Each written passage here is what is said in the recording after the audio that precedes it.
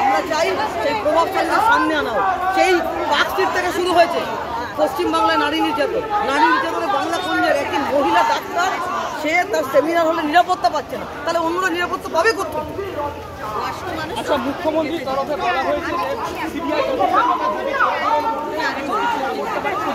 আস্তে হাঁটো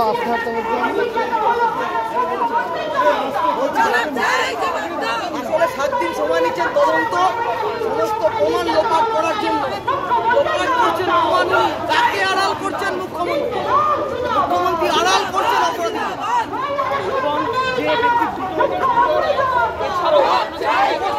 চার পাঁচ রকম সিমেন্ট পাওয়া গেছে, একজনের যে আঘাত পাওয়া গেছে সেভাবে কি একজন পুলিশে ঢুকে গেল নিরাপত্তা নেই এবং আর্জি